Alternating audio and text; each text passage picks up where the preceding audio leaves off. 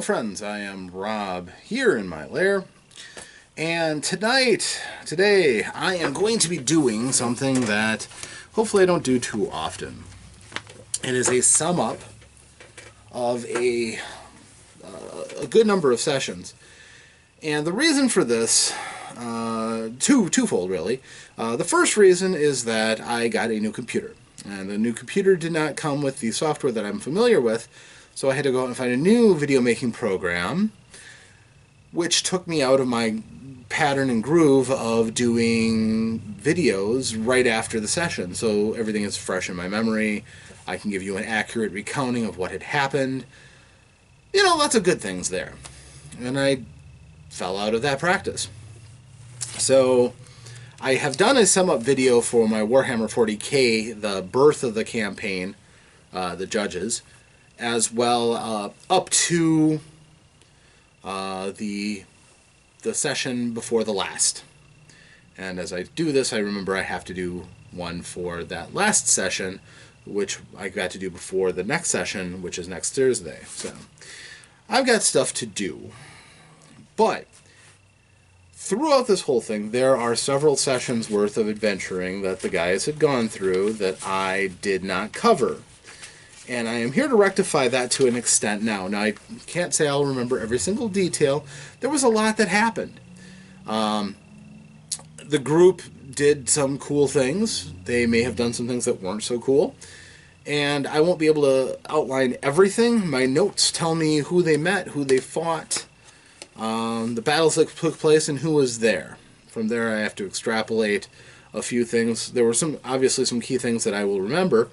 Some people that they met that was significant, but mostly this is going to detail the struggles in 5th edition Dungeons & Dragons through the Princes of Apocalypse story, where the group has kind of started feeling their druthers a bit, realizing the extent of their powers, and clashing with the elemental earth cult in the area. So I will, again, this will be a little bit quicker. It will be covering a lot of territory, so just bear with me. And if you, my players, get a chance to see this, and there are details that you want preserved for posterity, leave them in the comments. You guys are terrible at commenting on my stuff. If you did something that you were particularly proud of and I gloss over it, don't leave that crime behind. Make sure that it's noted for everybody. Be proud of what you've done. And if it was somewhat ignoble, be proud of it. Those are the little warts on your character that'll give them clarity and meaning and depth. So, the first that I will go over was back in December. Let's see, the 14th, it would have been the 28th, after Christmas. We did not have the services of Daketh's player. It was the session after Glob had joined the group. Nope, Glob had been there for a while. My bad. It was Glob, Auric, Abor, Glim, and Terran. I think this might have even been. Yeah, Geth's player was not able to make it for that. The group was trekking along through the Badlands, and they were directed to go up against the Earth Cult. The Myconids that they had allied with told them the Earth Cult should be their priority, go smash them, because they're really doing a job poisoning us. So, the group decided to do just that. They went and, on a relatively uneventful journey to the Sacred Stone Monastery, because they knew where it was. And they were avoiding, encounters that would have dragged on and wasted their time. So when they got there, they presented themselves and said, "We're looking around. We want to investigate your tapestries." And they were allowed in, which surprised them. It didn't break out into immediate violence. And they were told, all right, well, here, you can refresh yourselves. You've obviously been journeying for a while. Here's a side room you can take to yourself. And we'll have people come and talk to you. And you can meet up with the head of our order. And they're like, okay, cool, we'll get to kill her. Or him, or whoever. Well, they were in there for just a little while, long enough for a bunch of group of monks to mobilize. And then all of a sudden the wall separating their room from the hallway outside went... Lining the way were many of the forces of the Sacred Stone Monastery, and it became a huge melee.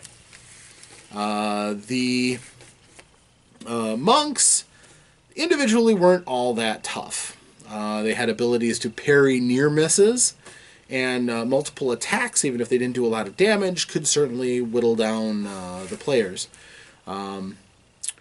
They also had Black Earth Guards, significantly tougher, wearing armor made out of stone and carrying large stone morning stars that could dish out significant damage, who mostly decided they were going to go on a spree of taking on the tougher opponents to keep them at bay. So that's mostly going to be Terran and a Boar.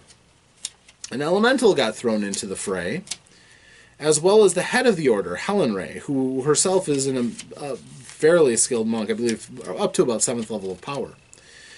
And she was laid low fairly quickly before she could do anything, because Terran had Bands of Bolaro, which is a ball, looks like it's made out of iron bands. You throw it, give the command word, and it wraps around her, which took her out of the fight pretty ignominiously. So the party gets ready to start fighting, and a couple waves of the enemies hit them, but the group is fairly well equipped to defend themselves. Not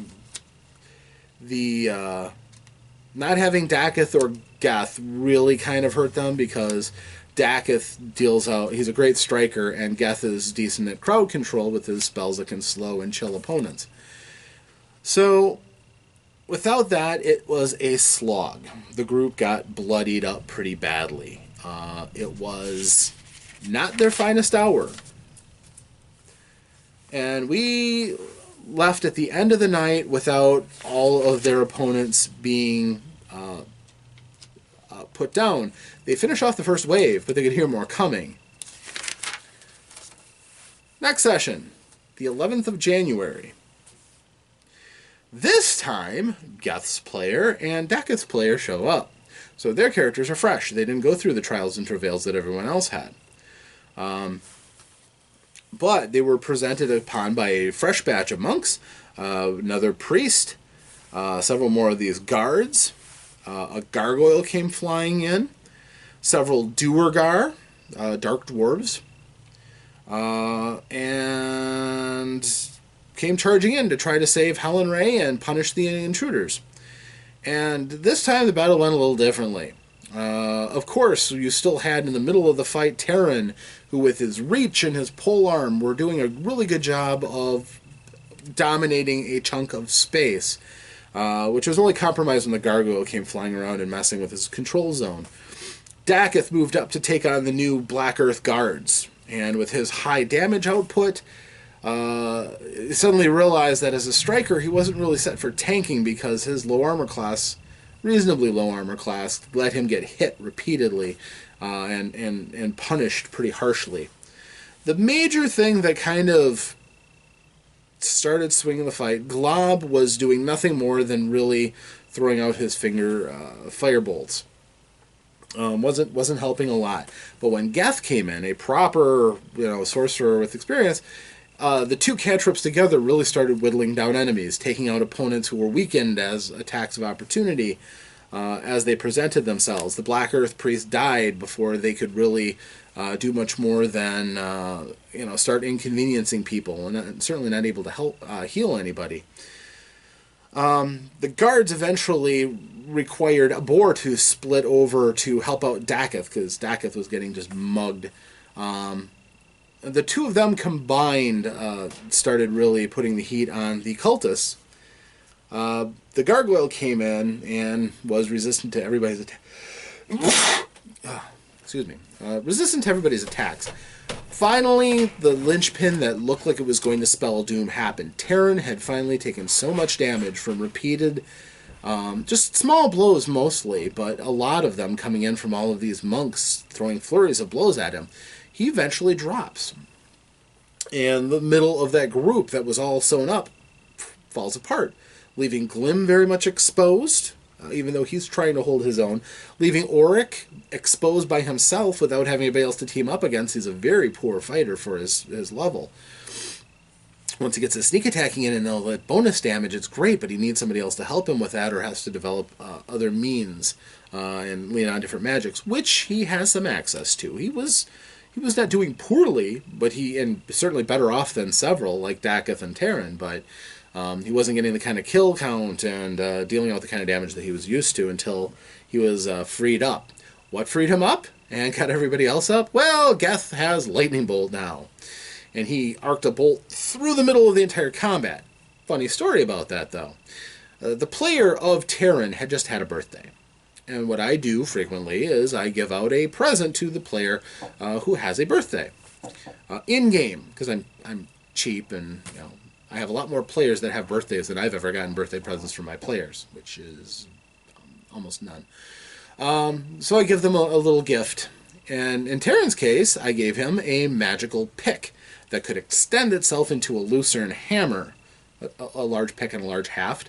So he could use his polearm mastery, but in situations where the long weapon isn't appropriate, he can still use it, and it does double damage to stone objects. So it could be really used to pick and break apart things.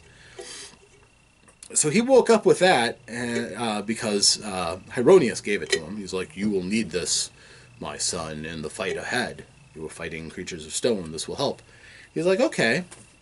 He gets up and then Geth fires his lightning bolt right through the whole crowd. The player goes, "Do you mind, inspecting the floor a little bit more for just a little bit? I've got to take out some things." He hit the Black Earth guards. He hit several of the monks. I think he hit the Duergar with a lightning bolt, and it was a decent average damage lightning bolt, which in that fight basically took out half of the enemies, just put them straight down. It knocked Terran out again, but Glim was able to move up because he was freed, and he was able to move up and get him back up again with a spell. So he got up, and now he has a magical weapon. So the fight definitely changed its tone and complexion at that point. There were no survivors from the monsters between Geth's lightning bolt, Glob helping out with flinging some fire bolts around. He had been subjected to a couple of attacks himself, so he didn't come out unscathed. I think Geth ended up probably better than everybody else. But the fighters were badly bloodied. They weren't doing so good, and they were out of healing by the time this whole thing was over. But they were still stuck in the Sacred Stone Monastery. They could have maybe tried to go back out through the hall and maybe get out the door that leads outside. But that wasn't the good option they chose. Instead, Abor, who, for his birthday present, he has adamantine gauntlets. Do automatic critical damage to inanimate objects when he punches them. He punched his way out through the wall. He broke his hands doing it. I mean, punching stone, even with gauntlets, is going to hurt. And he did it enough that he eventually cuffed and scraped and gouged and tore and ripped and punched a hole in the wall that the group could get out through. But his hands were mangled. They grabbed the High Priestess, or they grabbed the master of the monastery, Helen Ray, dragged her along with them. They got out and went to ground because they were badly injured, and the other Earth cultists got out and were chasing after them. They found a great place to get shelter. Thanks, I think, largely to Daketh discovering it. It was an undercut where water had eroded the base of the bluff. They were sharing it with lizards and tiny little scorpions and other bugs, but at least they weren't found by the cultists. It was sheltered. So they were able to rest. Once they'd rested, they come out.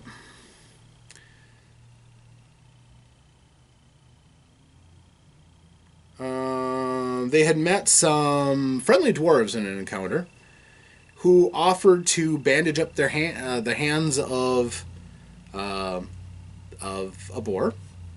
and basically just kind of talked to them and guarded them so that they could rest. Then they had to deal with Helen Ray. They're like, well, she's a cultist, she's got to die. That was coming from the Clangon and Silverbeard court of Abor and Glim. They're like, well, we'll slit her throat, chop her head off, whatever you want. It really doesn't matter to us. We could strangle her. Terran's like, she's a prisoner. You don't just slit the throats of prisoners. Glim's like, why not? They're cultists. They deserve to die. If we take her to a town, they'll just have her hung. We could take a lot less travel and just here now, nobody knows, nobody cares, and justice is still served. Nope, can't do that. Boar's like, screw this, I'm chopping her head off right now. Taryn gave the command word. Bands are off. Helen can fight to defend herself. And did I tell you that she was a 7th level monk? The group, I think, was 5th level. She mopped the floor with a boar and Glim, who were the only ones who got up to fight her. And they eventually gave up. She was clearly dominating the two of them. And they're like, okay, you won trial by combat, you can go free. And she says, okay, well, if you want my word of advice, go off and attack the air cultists. They're weak, they're feckless, and they are the true monsters. We're not. We're just monks. We're just here, doing it. But if you come back, we will fight and kill you. We're organized against you now. And of course, there was a lot of bad blood that went on after that. This was a big tear in the party between Taryn and Glim, and to a lesser extent, a boar. Auric was amused for the most part. There's not a lot of dwarf bonding with him and the others. He will side with them when he thinks they're being reasonable and sensible, but like slitting the throats of a prisoner is something that Auric probably has a lot of problem with.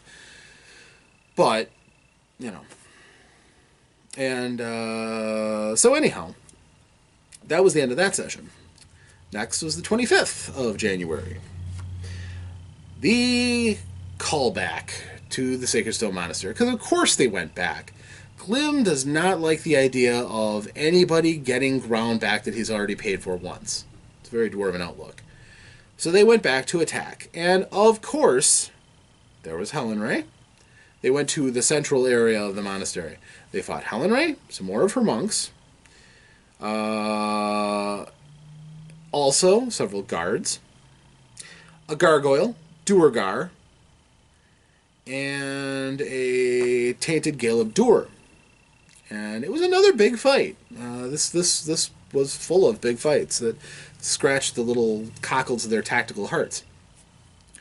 And the fighting, there was some amusing points, like when a boar launched somebody down a flight of stairs, and they tried to hit him and they fumbled and went flying down the stairs, and then I believe somebody threw the Gale of Dur down on top of him. It was comical. But the fighting was pretty fierce. Also, some Orogs came into the party. The entire battle took most of the night. It was just mass chaos. This time they didn't give Helen a chance. They threw the Bands of Bolaro at her again, but she had heard them make the command to release them, and she just gave the command and it released, which was kind of comical. But as far as the others go, it was one-sided. The group used spells, tactics together quite well.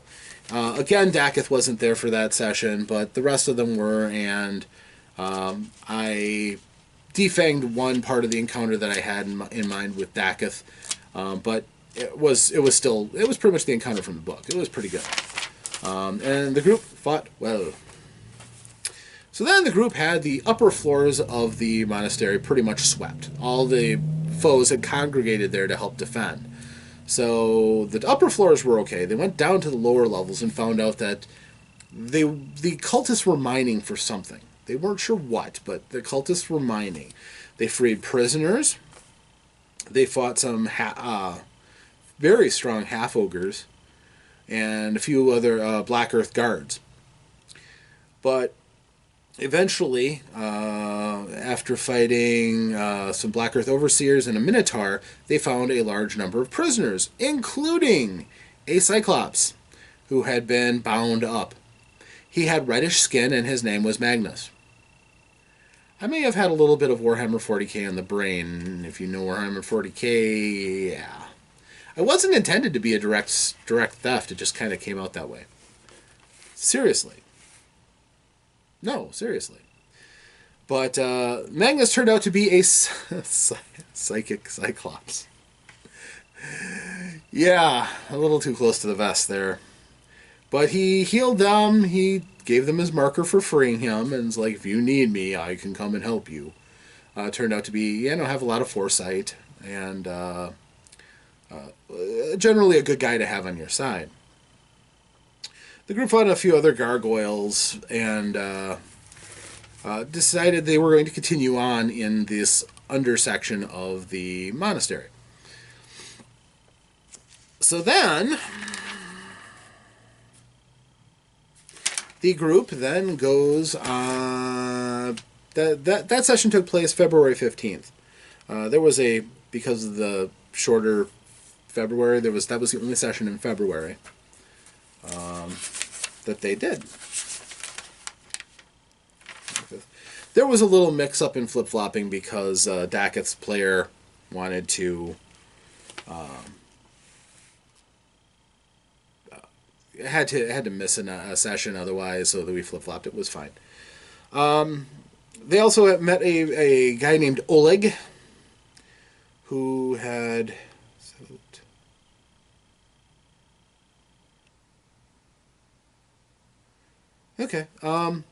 who was enraged at the cultists. He begged for them to let him go with them. Turned out he was fairly competent as a fighter, but he went on his own way to help protect the people when they left, as did Magnus, when they released them from being prisoners in the monastery. Next session, they continued. They went down. They found a staircase leading down, down, down. This was going to take them to the outskirts of the Temple of Elemental Evil, Earth Edition. This was the game on the 1st of March. And they went into the outer rooms. They fought a boulet, which land shark, giant nasty creature. They fought some hobgoblins, who were ambushers, and attacked them. Didn't really do a lot, but a burrow shark, which is a rider of a boulet, came and helped attack them as well, as his boulet ambushing them from the side. The fight was a pretty solid one. Boulets are kind of nasty, but if I remember right, I didn't have a lot of luck hitting with them.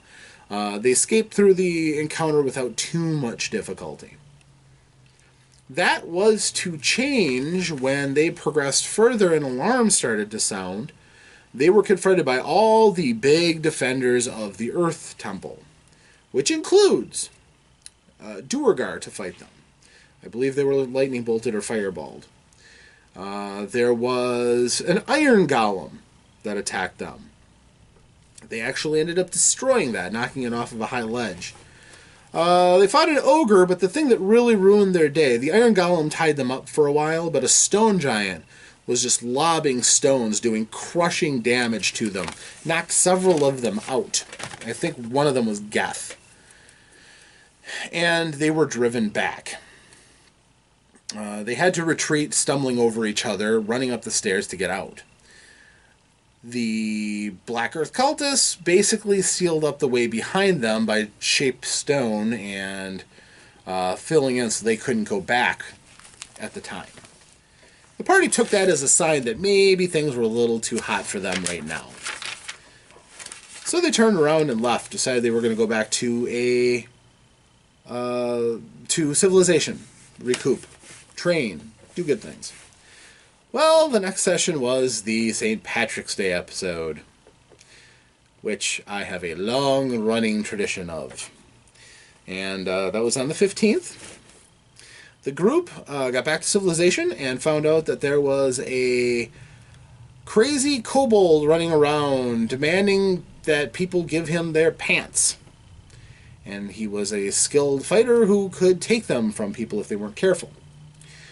So the party went out back. They were going to head back to crush more earth elementals or some such. And no, this time they were going back after the air elementals. Air elementalists. They were basically sold on the air elementalists needed killing too, and they were closer than any others to the town of Hamlet. So they go off and they are confronted by the kobold. The kobold was laid low with a hold person spell. So they bound him up. It wasn't much of a fight, despite the fact he was a 10th level monk. I mean, it could have been an interesting fight, but they knocked him out. And they're like, why do you need our pants so badly? And he's like, well, I'm forced to get pants. I don't have any choice in this. They'll kill my people if I don't. And they're like, who's your people? I can't say, it's a secret. Okay, I'll tell you. So he leads them back to his village, which is a village of monsters. It has a wall around it, and it's guarded by giant plush creatures who look like horrible monsters. And the group goes on to fight these monsters. Mannequins, puppet Goliaths. The mannequins are giant evil teddy bears. But they are filled on the inside with body parts of people and monsters. It's horrendous on purpose. This is a dark episode. This is where the dark fae come in. And then they find the puppet Goliath, which is just scores and scores of these things all leaping together, cling onto each other until it's a huge humanoid monstrosity. The group just leveled it with magic and competent fighting, but mostly stayed off at range for this fight. They saw at the end a tower, which is entirely made out of, I believe, leather. Kind of gruesome. And they forced their way in. Before they did that, the wizard, the plushomancer, kind of a necromancer offshoot, came before them, challenged them. It didn't end well for him, honestly. They set fire to the tower, and they were rewarded with some minor trinkets, a little cash. They had a party with...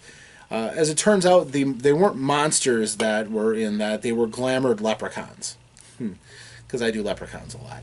So they had a big leprechaun party, as often happens for my St. Patrick's Day episodes. So they had a big party. They got rewarded. They got drunk. Lots of fun. When they woke up, they felt great, but they got to travel back to civilization. So they continued on. They fought... they were ambushed. This was on March 29th. They were ambushed by some flyers who dropped summoning stones, things that kind of like Pokeballs. They had monsters in them that just would instantly be summoned when these things were activated, which summoned a cloud giant and a couple of owl bears to fight the party. Now, the cloud giant is an intelligent creature, and while it was compelled to fight, it didn't want to do it in a dumb way that would just get slaughtered. So he decided to try to get some distance, and it went and started climbing to get out of the fight so it could drop rocks on them, because giants are great at dropping rocks on people. Terran didn't want to have anything to do with that. He convinced Glob to cast Enlarge on him and climbed up after him. Actually beat him to the top, because... the player rolls ridiculously good sometimes. So the Cloud Giant was looking at this enlarged human, and they wrestled, and he wrestled him off. Terran wrestled the giant with another ridiculous round of rolls off the side of the cliff. Boom! The Cloud Giant's like, I don't want to fight you. This is ludicrous. No, they didn't fall off. Oh, I remember what happened. The rider, who was riding a giant vulture, came along, and he's like, great, you're on my side. Kill him. And they're like, tell you what, play along. Yes, I am going to smash him for you, but we should sacrifice him. And the rider's like, yeah, that's a great idea. And then the Cloud Giant jumped over and tore his vulture in half. Just ripped him to shreds. And he's like, yeep. So they took the rider prisoner, who spilled the beans. He was a minor bored noble before he found out about this flying club, which is what the air cultists represent at their entry level. So it's like, okay, we're going to take you prisoner. We're going to go, you're going to show us where this air cult is, and we're going to talk to them. Okay, that's fine. He's a very congenial guy. I don't know where the others went off to, but now I don't have a flyer, so I'm going to have to walk. I might as well walk with you guys. We're great, right? He was clueless. Hilariously clueless, I go for. So then the group was, as part of their adventures, going along, and all of a sudden, a giant ankeg came up, and a couple of them attacked the party. Well, the party wasted them. And they're like, there's signs that there's a big colony here. Maybe we should do something about that. And Dakith made a roll to bait them, and all of a sudden they were surrounded by 7 of these things.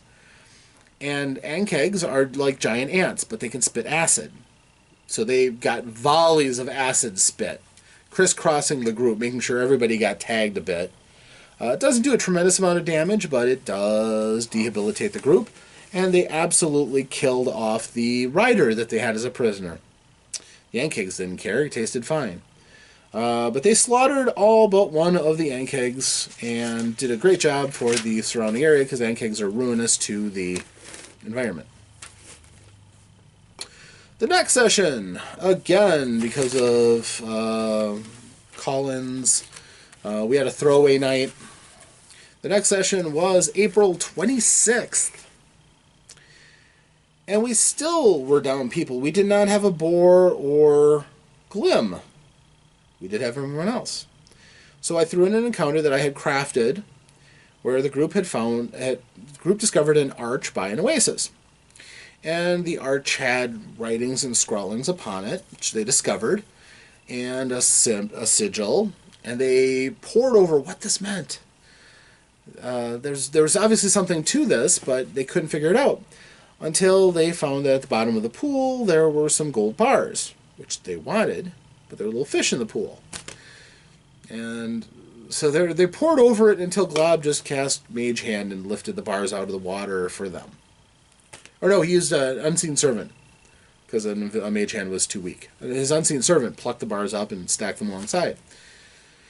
So they go over by the arch with a gold bar, and they find out there's a glowing portal inside of the arch. They go through. They find themselves in this ancient castle.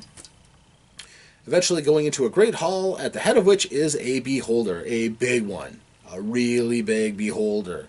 So big that a couple of his eyes are cataracted over. His teeth are many of them are missing and blunted. But still radiating immense charisma and power. So they played nice. They're like, "Hi, how's it going?" He's like, "Oh, nobody's come through that portal in a long time. Welcome.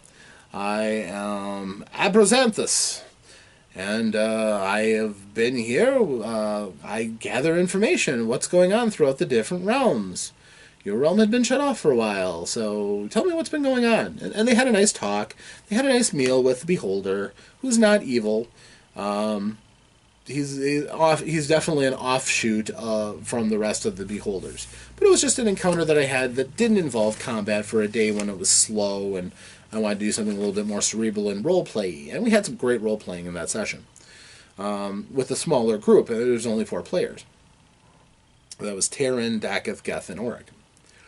But still, it got him 250 experience, a few minor items, the ability to buy and sell a few magical items, which you don't get every day in my world. The next session was, here we go, we're starting to get there, May 10th. We again did not have Dakith's player. The group had a random encounter with some shadow demons to start off with, to get a little warm up, which they slaughtered. Radiant damage is wonderful. Have a paladin. It helps.